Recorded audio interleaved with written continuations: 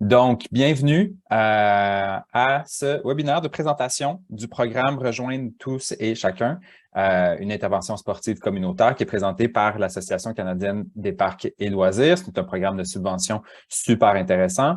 On est ici avec Rémi Doucet, qui est présentateur du programme pour le Québec. Et on va pouvoir passer à travers chacune des informations. On va pouvoir vous présenter le programme, ses objectifs, mais surtout, on va pouvoir vous expliquer comment comment déposer une demande de subvention. Donc, les étapes et les choses importantes à préparer pour pouvoir déposer une demande au programme. Avant de commencer, quelques petites notes techniques. Dans le fond, au fur et à mesure de la présentation du webinaire, vous pouvez nous poser directement des questions dans la section questions et réponses. Sophie et moi prendrons le temps soit d'y répondre en direct ou encore, si certaines questions méritent donc de la poser directement à Rémi, on va pouvoir prendre des pauses à certains moments et y répondre. En direct. Encore une fois, je vous répète, le webinaire est enregistré. On va pouvoir vous partager toutes les informations par la suite. Et sans plus tarder, je vous présente Rémi Doucet qui va vous présenter le programme Rejoindre tous et chacun. Bonjour tout le monde, merci Guillaume, merci de votre présence. On va essayer le plus clairement possible de répondre à vos questions, de vous donner les informations. Je crois qu'une fois qu'on va avoir terminé, vous allez avoir suffisamment d'informations pour, un, savoir si vous pouvez déposer une demande, et deux, comment le faire. Et comme le disait Guillaume, on est là aussi pour vous supporter, un, en enregistrant ce qui va se passer, donc vous allez pouvoir avoir accès ensuite, et aussi en communiquant avec nous là, si vous avez besoin de plus d'informations. Des fois, il y a des choses un petit peu plus particulières qui demandent des réponses plus particulières. Donc, si jamais c'est le cas, n'hésitez pas après à communiquer directement avec moi via courriel pour que je puisse répondre à vos questions. Donc, on commence la présentation. Donc, rejoindre tous et chacun l'intervention sportive communautaire. Je vais commencer en disant que nous reconnaissons que Montréal est situé sur un territoire autochtone, lequel n'a jamais été cédé. La nation Haudenosaunee, Mohawk, est reconnue comme gardienne des terres des eaux sur lesquelles nous nous trouvons, et elle a longtemps servi de lieu de rassemblement pour de nombreuses Premières Nations, notamment les Anishinabeg. Nous reconnaissons et remercions les divers peuples qui ont enrichi de leur présence ce territoire, accueillant aujourd'hui des gens de partout dans le monde. Donc, l'ordre du jour aujourd'hui pour la présentation, donc un aperçu du programme, l'admissibilité au programme, le financement, comment déposer une demande et période de questions à la fin si jamais on n'a pas répondu à vos questions. Donc, on commence en fait avec des informations sur l'Association des Canadiennes des parcs et loisirs, qui est un organisme national. En fait, vous voyez en bas rejoindre 90% des communautés canadiennes. C'est ce que la CPL a fait au cours des dernières années, a réussi à travers ses programmes à toucher 90% du territoire canadien. Je vous dirais qu'au Québec, on a eu au cours des dernières années une belle participation qui a permis justement là, de distribuer des montants d'argent qui sont intéressants depuis les dernières années. Donc, l'aperçu du programme. Rejoindre tous et chacun, c'est quoi exactement ce programme-là? Voici ce qu'il en est. Donc, ce financement de la CPL a pour but de permettre de soutenir des projets communautaires qui ont pour but d'éliminer les obstacles, d'augmenter le taux de participation dans les activités sportives chez les groupes sous-représentés.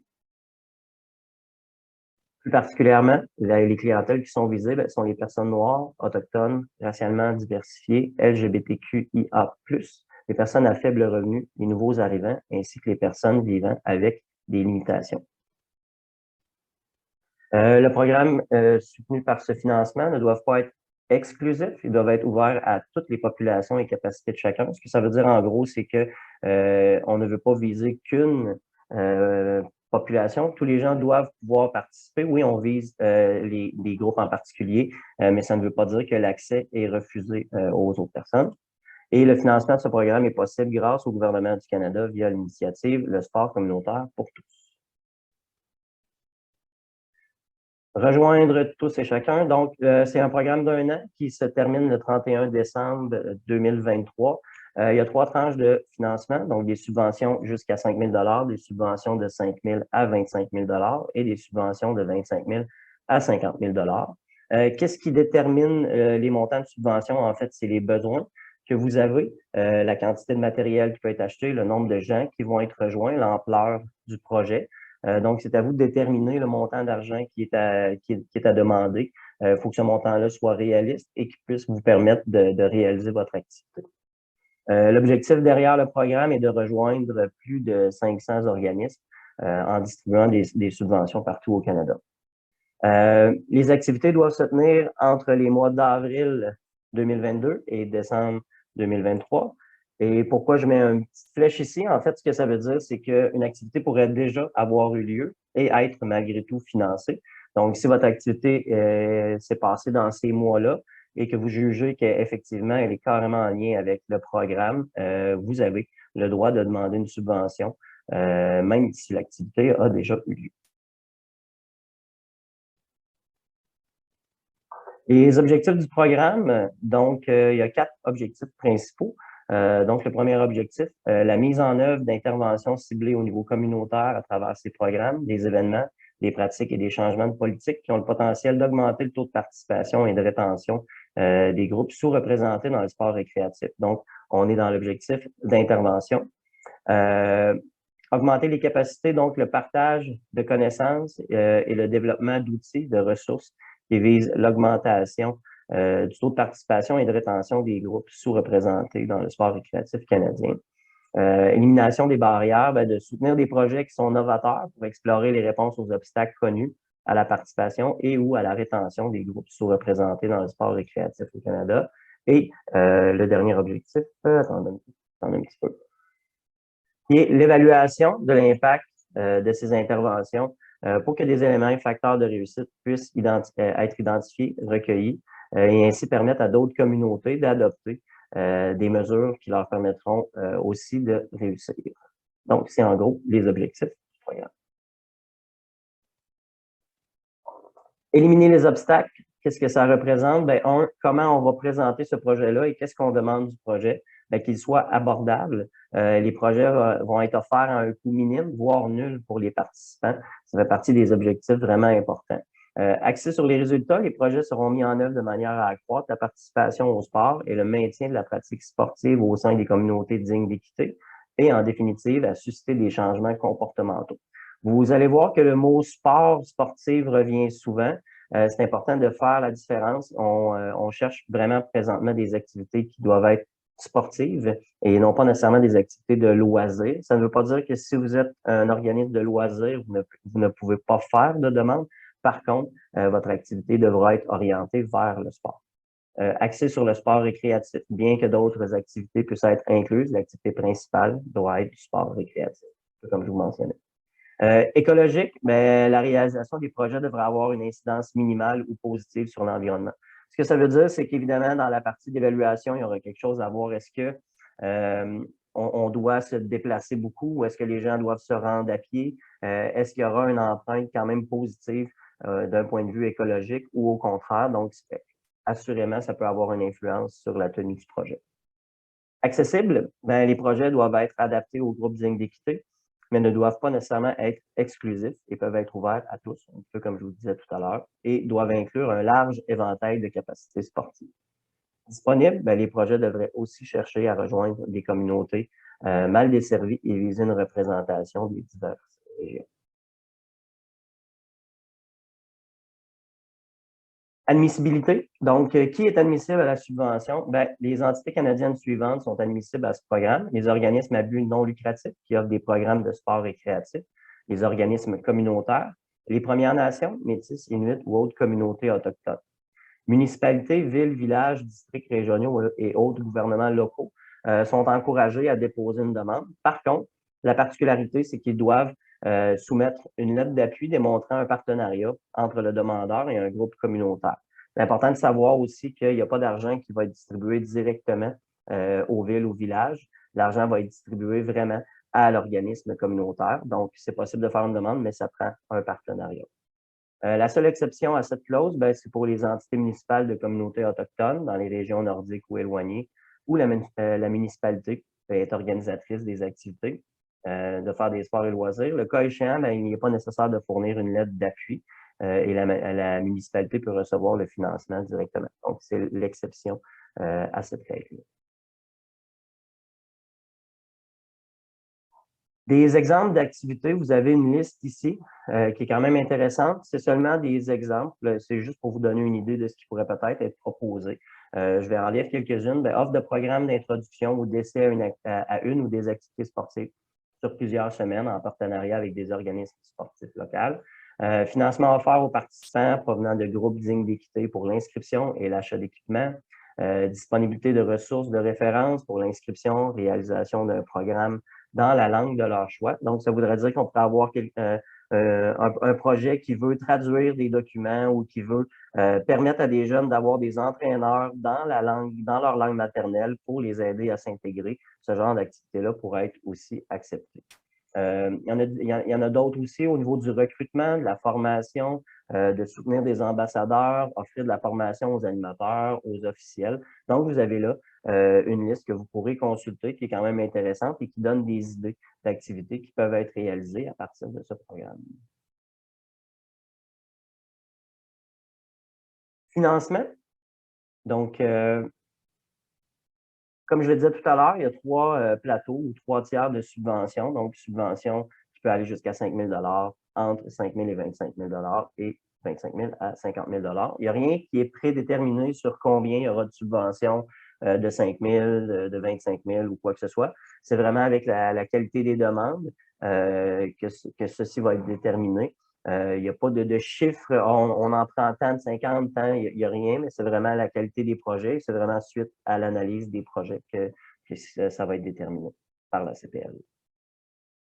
Les coûts admissibles, donc si vous posez la question, qu'est-ce qui peut entrer dans les dépenses? Bien, les frais d'inscription aux activités des participants, c'est même plus que fortement suggéré. Les frais liés à la location de salles, d'installation, salaire ou contrat pour l'animation, l'entraînement et la formation dans le cadre des activités. Les coûts directs de publicité, du marketing, des communications, tout ce qui est lié aux activités du programme. La traduction, l'adaptation des documents liés à la programmation. Les coûts de transport en lien avec l'exécution du projet. La promotion, distribution, courrier, web, médias sociaux, etc. Les articles de bureau. Les frais généraux reliés à l'implantation de nouvelles approches ou à des changements de politique. Et l'achat de matériel, équipement facilitant la participation de groupes ou d'individus. Donc, ce sont tous des coûts qui sont admissibles. Ce qui est non admissible, dans le fond, les coûts d'immobilisation. C'est important de savoir qu'on ne peut pas utiliser cet argent-là pour des infrastructures, pour bâtir quelque chose, pour construire un lieu ou des choses comme ça. Ça ne peut pas être utilisé pour les infrastructures.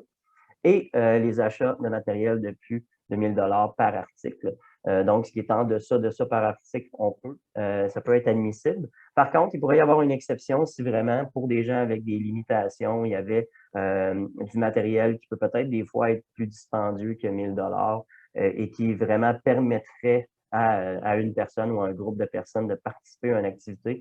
À ce moment-là, on vous invite à poser la question et il pourrait peut-être y avoir une ouverture. Ce qui est aussi non admissible, ben, tout ce qui est bourse, prix, l'organisation d'un banquet, payer de l'alcool, des frais d'assurance, les frais reliés à l'organisation de campagnes de financement et les coûts administratifs dépassant 10 du budget global demandé. Le 10 il comprend quoi? Ben, la personne qui va rédiger les rapports, qui va compléter les formulaires, qui va faire les liens, tout ça, il pourrait y avoir une partie qui serait admissible. C'est le 10 du montant qui peut être admissible dans ces frais-là. Les dates importantes à retenir, donc la première date, c'est le 10 novembre, qui est la date limite pour déposer une demande. Je sais que le délai est court, je comprends très bien. Par contre, si vous avez besoin d'un coup de main de notre équipe, on est prêt à vous aider. Vous allez voir tout à l'heure comment compléter la demande. Vous allez voir aussi que la demande, sans être excessivement courte, est quand même relativement simple à compléter. Donc, je crois que c'est possible de le faire d'ici la date de dépôt. Date limite pour l'Atlantique qui est un petit peu plus longue vu les événements qui ont eu lieu là-bas. donc 1er décembre 2022. Et l'avis de décision, vous allez recevoir votre réponse à savoir est-ce que vous êtes financé ou pas le 22 décembre 2022, donc ce qui vous donne le temps après ça de planifier et organiser votre activité. Donc, on insiste sur le fait que tout doit être fait avant le 10 novembre. Les demandes qui vont être déposées, dépasser cette date, ne seront malheureusement pas recevables. Donc, on arrive à la partie… Oui, Guillaume? Je m'en allais dire, en fait, avant de justement de rentrer dans la partie comment déposer, est-ce qu'on prend un petit moment peut-être pour répondre rapidement à quelques questions qui étaient assez, qui reviennent régulièrement. Donc, la première était, je pense qu'on en a eu, est-ce que le sport récréatif inclut les activités de plein air? Ça, c'est une question qui revient souvent. C'est important que vous contactiez en fait Rémi. Je pense que c'est la chose la plus simple dans ce cas-là parce que c'est du cas par cas, puis selon le contexte. Donc, si je vois une autre, en fait, les activités doivent être gratuites ou à coût minime pour l'ensemble des participants ou seulement aux personnes ayant un besoin d'équité, par exemple. Donc, la réponse est que l'activité doit être accessible à tous. Donc, le prix de l'activité doit être le même pour tout le monde, dans le fond. Exact. Est-ce que tu veux rajouter ou… Ben non, mais en fait, c'est ça. C'est d'où l'idée, c'est de viser, oui, les clientèles, mais de ne pas priver les autres d'en profiter aussi. Donc, c'est normal qu'il y ait des gens qui ne sont pas dans la clientèle visée qui puissent bénéficier du même service. Super. Et il y a évidemment la question pour les municipalités. Est-ce que c'est possible d'avoir le financement avec une lettre d'appui? Ça doit absolument être une municipalité de lieu nordique ou des communautés autochtones. Avec une lettre d'appui, ça fonctionne. Ça fonctionne pour tout le monde. Parfait. On te laisse continuer dans comment déposer une demande. Je pense que tout le monde a très hâte de savoir comment ça fonctionne. Excellent. Donc, pour compléter la demande, on doit se rendre sur le site de la CPL et l'appellation anglaise CPRA. Donc, en arrivant sur le site, vous avez l'option de l'avoir en anglais ou en français.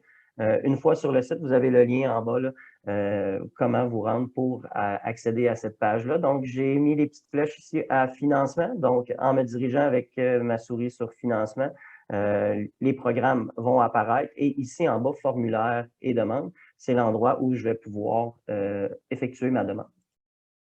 Donc, vous allez arriver sur cette page-là. Ce qui est intéressant aussi, en fait, ça confirme que toutes les demandes doivent être soumises en ligne. Il n'y a pas de demande par courriel qui va être acceptée. Si vous voulez avoir une idée des documents qui vont être à compléter avant de débuter la demande, en cliquant sur les onglets bleus, ben, vous pouvez à ce moment-là avoir le document en format PDF et c'est la même chose pour le budget. Vous pouvez avoir un exemple de ce qui va être demandé.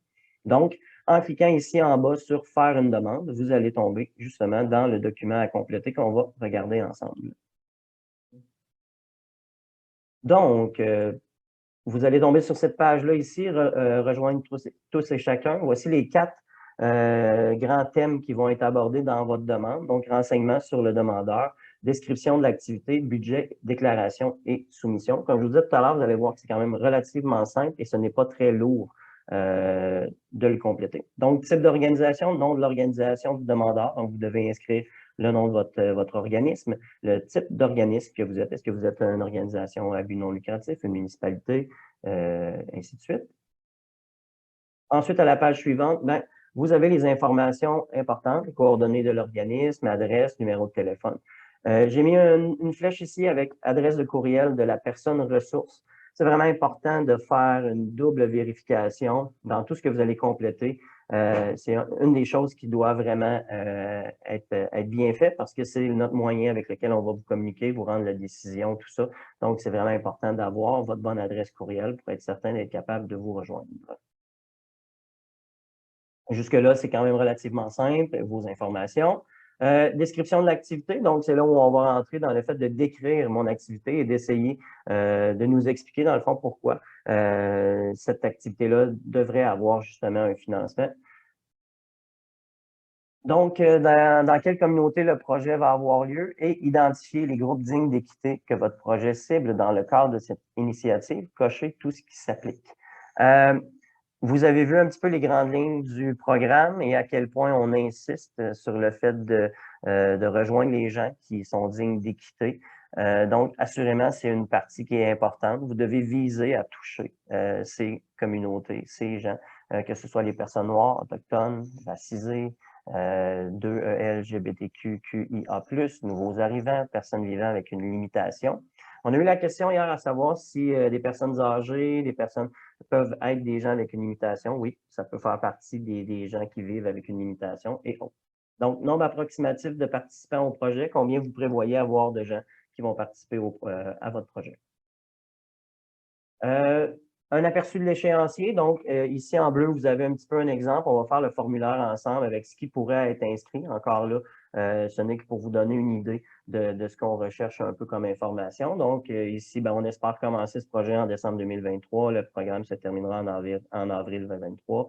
On comprend que ça ne fonctionne pas vraiment, mais c'est un peu l'idée. Au moyen de langage accessible, à un auditoire non initié, veuillez donner une brève description. Vous avez en dessous des questions habituellement un petit résumé en fait sur qu'est-ce qu'on veut voir. Donc, en bas ici, vous avez veuillez décrire brièvement votre projet. Donc, on va organiser un programme gratuit d'apprentissage du patinage pour les nouveaux arrivants dans notre communauté. Nous leur achèterons des patins, de l'équipement de protection, louerons le temps de glace, on va fournir des entraîneurs, embaucher un interprète pour offrir des programmes dans leur langue. Une garderie sera fournie sur place pour ceux qui sont trop jeunes pour patiner afin que le reste de la famille puisse s'amuser.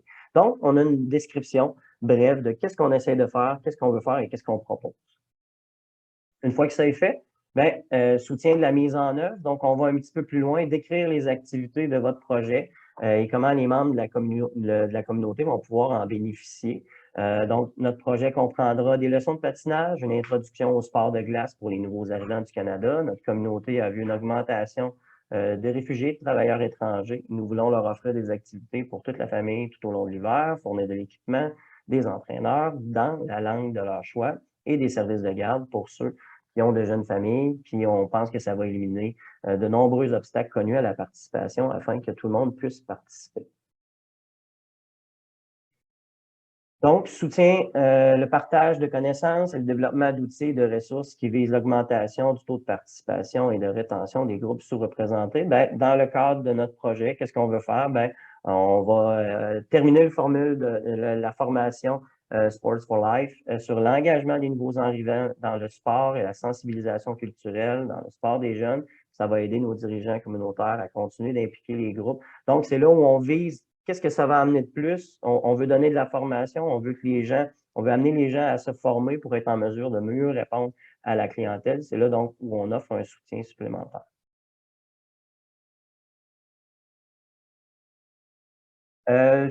Point 3, soutien des projets qui sont novateurs, qui offrent des pistes de solutions aux obstacles. Donc, en fait, c'est quoi les obstacles qui vont être à surmonter ou que vous allez surmonter avec votre programme? Donc, ici, dans l'exemple qu'on a, on sait que certains membres de notre communauté ne participent pas aux activités de loisirs parce qu'ils ne parlent pas la langue. Donc, pour eux, c'est une limitation. Ils ont l'impression de ne pas être à leur place. Donc, le projet va rassembler les nouveaux membres de notre communauté en engageant le dialogue avec eux dans leur langue maternelle. De cette façon, on va mettre en place des mesures pour s'assurer que tous ceux qui souhaitent participer peuvent le faire en supprimant également les obstacles financiers liés à la garde de personnes à charge. Donc, voici un peu liste des obstacles et comment nous, on va faire en sorte de les surmonter. Qu'est-ce qu'on veut mettre en place pour le faire?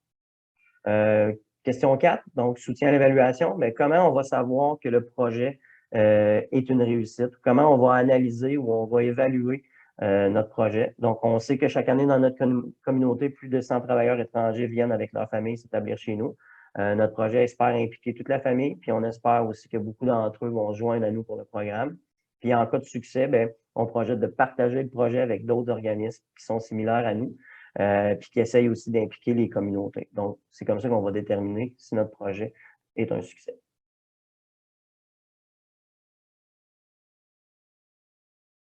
Ça va. Ensuite, c'est là où on voit d'autres descriptions qu'on veut essayer de donner. Donc, les nouveaux arrivants au Canada, ils n'ont peut-être jamais patiné.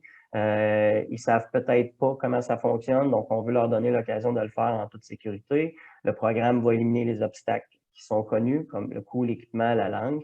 Et on veut augmenter la participation des jeunes. Avec l'équipement restant, on souhaite aussi redonner à la communauté après la durée du projet. On espère qu'ils vont continuer à participer aux activités.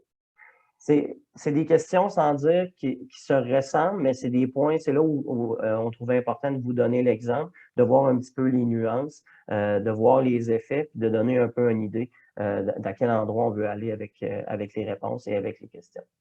Donc, ensuite, décrire votre plan de mobilisation pour rejoindre les groupes. Donc, comment on va faire pour aller, c'est beau de dire qu'on veut rejoindre certains groupes, mais comment on va le faire, comment on va le mettre en œuvre. Donc, ici, on va engager auprès des employeurs locaux, on va s'engager auprès d'eux, qui parrainent des travailleurs étrangers, pour dialoguer avec eux, les inviter à notre événement. On espère également avoir un champion pour le programme, quelqu'un qui est resté dans la communauté depuis 2 ans, afin qu'il puisse faire de la traduction auprès de ses collègues et amis. Autre petit point après, veuillez décrire les habiletés, connaissances, l'expertise et la capacité requise pour que l'équipe puisse compléter les tâches proposées. Bien, on va réunir une équipe d'entraîneurs, de traducteurs, d'éducateurs en service de garde, d'éducatrices pour réaliser le projet. On sait que les familles recherchent quelque chose à faire ensemble pour rester actifs, pour garder des liens étroits pendant les mois d'hiver, puis en suivant une formation supplémentaire spécialement conçue pour travailler avec ces groupes. On espère acquérir les compétences nécessaires pour réussir. Dans ces descriptions-là, dans le fond, ce qui est important, c'est de bien nous expliquer ce que vous souhaitez faire, de bien donner l'impact que ça va avoir, l'impact positif sur votre communauté. Donc, prenez le temps de nous donner les détails. On ne veut pas nécessairement avoir des textes à n'en plus finir, mais c'est important de bien spécifier pour qu'on comprenne bien votre projet, pour qu'après, on soit capable de bien l'analyser et bien l'évaluer. Une fois que tout ça est fait, vous allez, là, ici est en anglais, là, je n'avais pas la version en français, mais reste que le principe est le même. N'oubliez pas de sauvegarder ce que vous avez fait. Vous allez avoir souvent les petits onglets ici qui vous disent de retourner en arrière, d'aller au suivant, et vous avez la sauvegarde qui est ici. Donc, en sauvegardant, ce que ça vous permet, c'est de revenir à votre formulaire, de le faire en plus qu'une fois. Ça ne vous oblige pas à le faire en une journée, donc vous pouvez débuter, répondre à certaines questions. Si vous sauvegardez, bien, un lien va vous être fourni et vous allez après ça pouvoir retourner sur le lien et compléter votre demande. Donc, on entre dans la partie budget.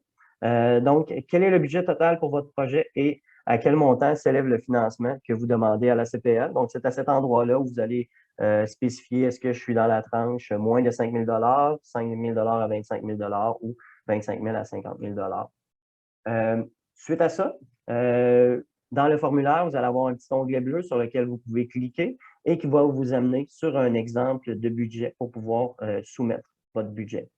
Donc, voici un petit peu à quoi ça ressemble.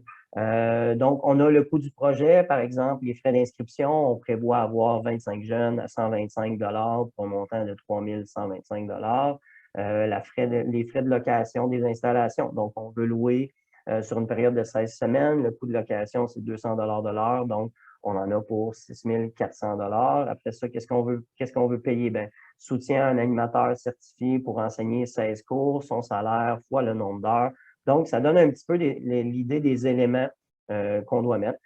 Assurément, nous, c'est une partie de l'évaluation qui va être importante, de voir qu'est-ce que vous demandez. Il faut que ça soit réaliste, il faut que ça fasse du sens, il faut que les salaires soient réalistes. Il faut que la demande d'achat de matériel soit réaliste aussi. Il se pourrait que vous mettiez des choses et que vous ayez un retour dans oui, on veut vous financer, par contre, on ne peut pas payer pour ces éléments-là ou ces éléments-là. Donc, c'est pas grave si jamais il y avait des choses qui ne font pas partie. C'est juste que nous, on va faire une mise à jour avec vous pour bien expliquer qu'est-ce qui peut être possible de payer de notre part. Donc, on approche après ça la fin du formulaire et de la demande. Donc, rendu là, c'est la déclaration et soumission. Donc, en quoi vous vous engagez avec votre organisme auprès de la CPL. Donc, je confirme que mon organisme comprend que ceci n'est qu'une demande. Donc, oui, c'est une demande. Ça ne veut pas dire que vous avez automatiquement le financement. Il y aura une réponse qui sera rendue, comme je vous disais, le 22 décembre. Je confirme également que nous comprenons la possibilité de devoir partager des informations supplémentaires avant l'approbation de notre demande. Ce que ça veut dire, c'est que si on manque d'informations, ben c'est possible qu'il y ait quelqu'un qui entre en contact avec vous, dire on aurait peut-être besoin de précision sur certains éléments afin de bien analyser votre demande. Si ma demande de financement est acceptée, je confirme que mon organisme se conformera aux exigences en matière de production de rapports et de suivi telles que requises par la CPL. Là-dessus, La reddition de compte est relativement simple. Ce qu'on a besoin, c'est des montants, ce qui a été fait, tout ça. Il n'y a pas d'ajout de facture ou de l'angle. Le rapport est quand même relativement simple à compléter. C'est souvent quelque chose qu'on entend dire à propos des programmes de la CPL, que justement, le rapport final est quand même relativement simple et ne prend pas des heures et des heures à compléter. Si ma demande de financement est acceptée, je confirme qu'aucun autre financement provenant du gouvernement fédéral ne soutiendra spécifiquement les activités mentionnées dans ma demande de financement. On a eu des questions là-dessus, à savoir est-ce qu'on peut demander du financement à plus d'un organisme? Oui, vous avez la possibilité de le faire. Par contre, ce qui est demandé à un organisme ne doit pas être la même chose que ce que vous avez demandé pour un autre programme de subvention.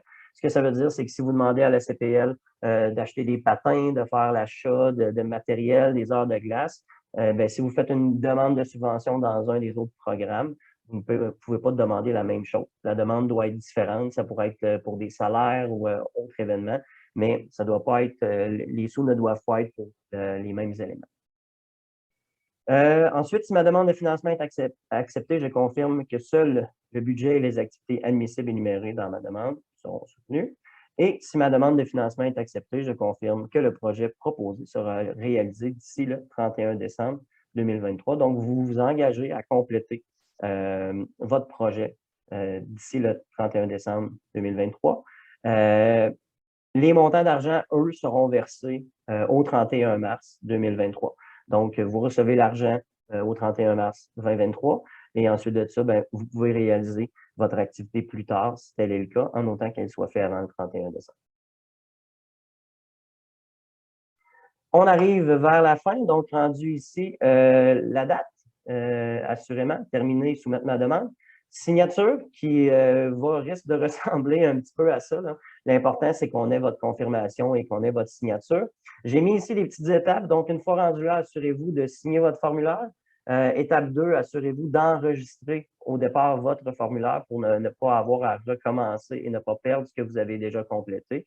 Et il ne vous reste après ça qu'à soumettre votre formulaire. Une fois que c'est fait, vous devriez avoir une réponse automatique de la CPL, comme quoi nous avons bien reçu votre demande de subvention et votre formulaire. Donc, quelques petits conseils pratiques pour votre demande. Il y en a quelques-uns qu'on a énumérés, mais voici des choses qu'il ne faut pas oublier et qui peuvent être pratiques dans votre démarche. Enregistrez votre travail au fur et à mesure que vous remplissez votre demande pour ne pas perdre et ne pas avoir à recommencer. C'est possible justement de quitter l'application et d'y revenir plus tard. Question aussi qu'on se fait poser quand même relativement souvent, est-ce qu'une organisation peut soumettre plusieurs demandes? Oui, tant que les projets sont différents. Donc, mon organisation pourrait faire 2 demandes différentes plutôt que de partager des sous un peu ici ou quoi que ce soit. Tout dépend de votre activité. Si c'est de l'intégration et de faire participer les jeunes à plusieurs activités sportives pour qu'ils découvrent dans quelle activité sportive ils ont envie de s'impliquer, ça fonctionne. Mais vous pourriez décider de faire une activité de patin et une activité de badminton et soumettre 2 demandes. Donc, vraiment d'avoir un projet pour mon activité de patin et d'avoir vraiment un autre projet à côté, une deuxième demande pour mon activité qui va être différente de badminton ou quoi que ce soit. Les candidats doivent remplir le modèle de budget fourni et le joindre à leur proposition. Donc, c'est bien important de ne pas oublier, lorsque vous donnez votre demande, de joindre votre budget avec le modèle qui vous est proposé par le formulaire. Et les candidatures, comme je disais tantôt, soumises par email ou en retard ne seront pas acceptées. Il faut vraiment faire la demande en ligne. Si jamais vous éprouvez des difficultés avec ça, technologie ou quoi que ce soit, n'hésitez pas à communiquer avec nous. Il y a assurément des gens qui peuvent vous aider à déposer votre demande et à faire en sorte qu'elle soit valide.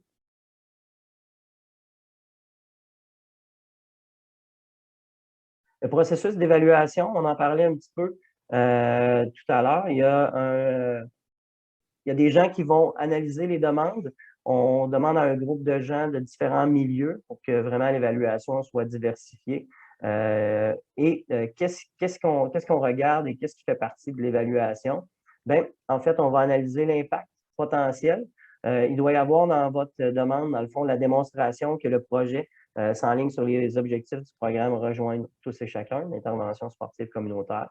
Il doit y avoir une démonstration que le projet supprimera les obstacles spécifiques rencontrés par un ou plusieurs groupes méritant l'équité et une démonstration que le projet vise à maximiser les opportunités de participation.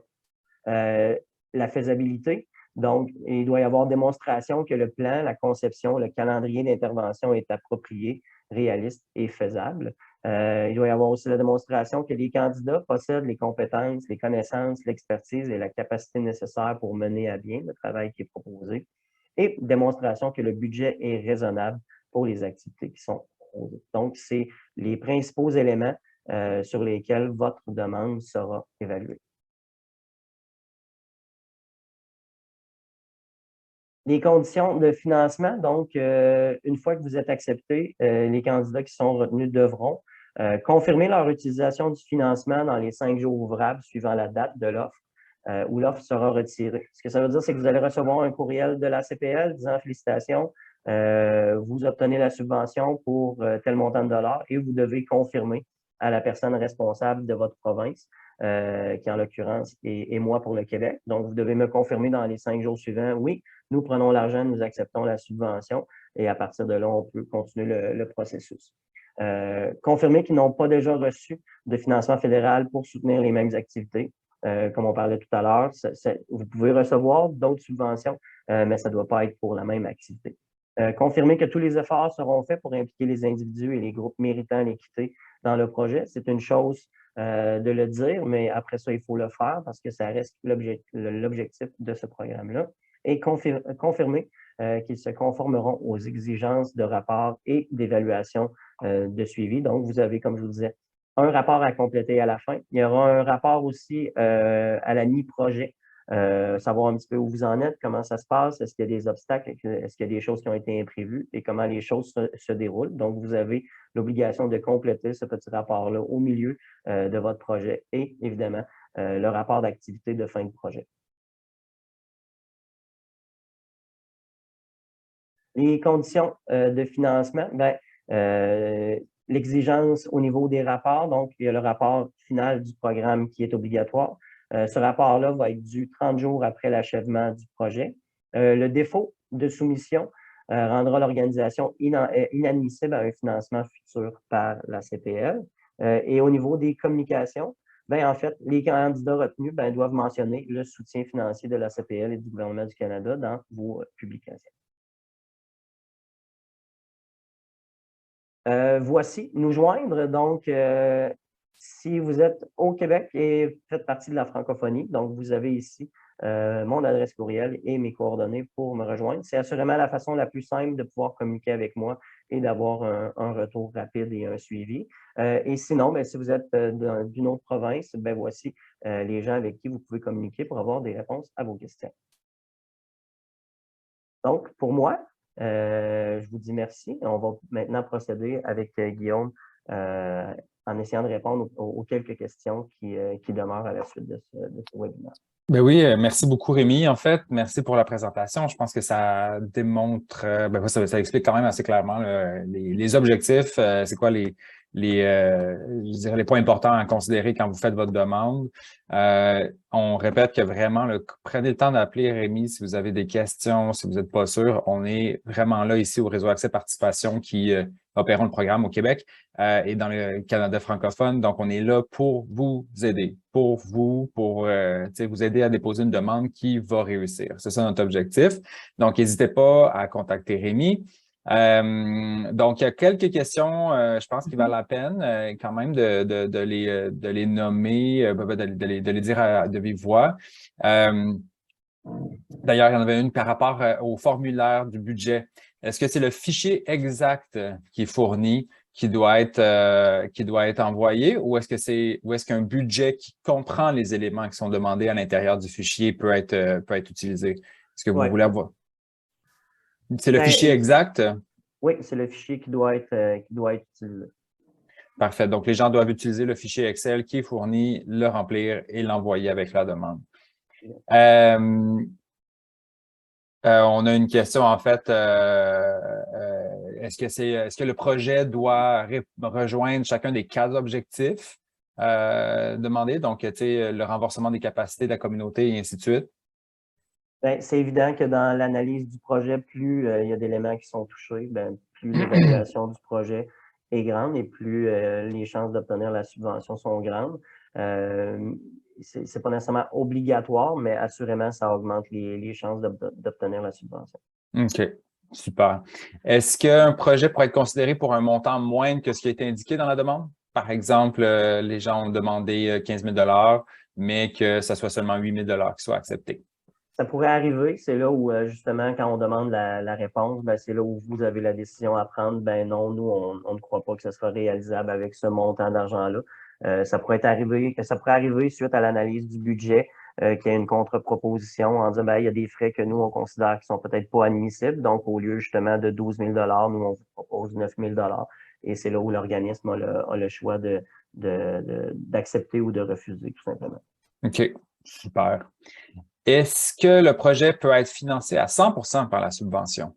Oui, le projet peut être financé à 100 sans problème. Il n'est pas obligé d'avoir une partie de l'organisme, il peut y en avoir une, mais oui, le projet peut être financé à 100 Parfait. Et si le projet est accepté, il peut commencer dès janvier 2023.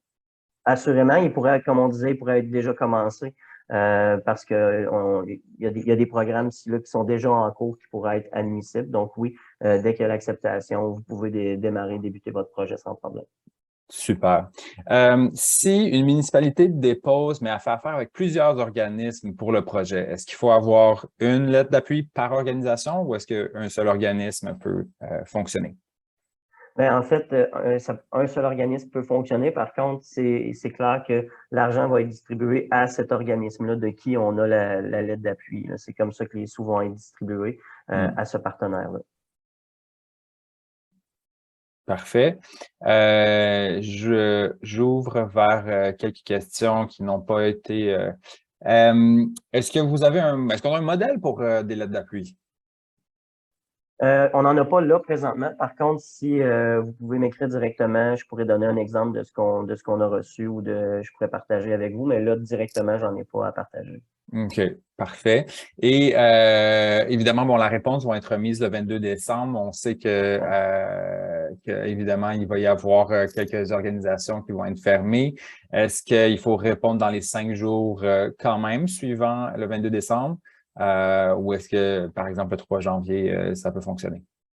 C'est une excellente question. La chose que je peux répondre à ça, c'est qu'idéalement, le plus rapidement on a les réponses, c'est que ça permet de redistribuer les sous peut-être à d'autres organismes qui seront en attente. Donc, en sachant que ça va être le 22 décembre, peut-être vous assurer de regarder l'information. Par contre, on comprend effectivement qu'on tombe dans le congé des fêtes et que ça va être compliqué. Ce que je peux vous assurer, c'est qu'il n'y a pas de... votre subvention ne vous sera pas retirée. On va s'assurer de communiquer avec vous et moi, je vais m'assurer de vous relancer et de parler à quelqu'un avant de décliner l'offre. Évidemment, si les délais sont trop grands, ben là, à un moment donné, il faut pas exagérer non plus, mais on comprend que dans la période où c'est demandé, effectivement, il y a certains organismes qui vont être en vacances à ce moment-là. Donc, soyez attentifs, restez attentifs, répondez le plus vite que vous pouvez. Évidemment, c'est une question de délai raisonnable là, à ce moment-là. Donc, c'est correct. J'ai vu une autre question rapidement passer qui faisait référence probablement à d'autres programmes. C'était, est-ce que les parents doivent remplir quoi que ce soit par rapport à au projet? Non, c'est vraiment l'organisme qui doit avoir à tenir ça s'il y a des autorisations à demander ou quoi que ce soit. Mais ça ne sera pas demandé ça par la CPL. Le seul document à compléter, ça va être par l'organisme à la fin au milieu et à la fin du programme. Je vois la question aussi pour le 10 du budget. En fait, ce qui est compris, ben, c'est le temps que vous allez justement mettre salaire, choses comme ça qui sont mises sur peut-être le fait de compléter le formulaire, faire les démarches ou quoi que ce soit. Donc, si c'est des salaires d'employés ou des choses comme ça peut être compris, mais ça ne doit pas excéder 10 Si par contre, j'engage un entraîneur ou si j'ai quelqu'un dans mon organisme qui va donner des cours, ça devient différent parce qu'à ce moment-là, c'est un salaire pour l'activité et non pas pour des frais administratifs. C'est ça, on considère donc vraiment l'administratif étant le travail que l'organisation va faire pour mettre en œuvre le projet versus quand le projet est en œuvre lui-même, c'est ça notre partie. Voilà. Super, je pense que ça fait le tour de toutes les questions présentement. Donc, on vous remercie infiniment de votre participation. Merci énormément, Rémi, d'avoir pris le temps de nous expliquer le programme. Je le répète encore une fois, Rémi, tu es accessible, tu es disponible, ton adresse courriel a été partagée, elle sera repartagée. N'hésitez pas à écrire à Rémi, même à prendre, on va vous envoyer en fait un lien Calendly. Vous aurez la possibilité de prendre rendez-vous avec Rémi dans son horaire en fait. Et s'il y a quoi que ce soit, on est là pour vous soutenir. L'objectif, évidemment, c'est pour nous, c'est qu'on veut que vous déposiez des demandes de qualité parce qu'on veut que votre subvention soit acceptée. Alors, prenez le temps de venir poser des questions avant de monter l'ensemble de votre demande. Et sinon, si vous avez besoin de quoi que ce soit d'autre, on va vous envoyer par courriel l'enregistrement du webinaire. Il va être accessible. Vous pouvez le partager aussi au sein de votre organisation s'il y a d'autres personnes qui ont besoin d'y accéder. Et évidemment, la présentation elle-même va être disponible et comment remplir la demande va être disponible aussi. Sur ce, on vous souhaite une excellente fin d'avant-midi et on attend vos demandes avec grande attention. Voilà. Donc, on vous souhaite de passer une bonne fin de journée et à la prochaine.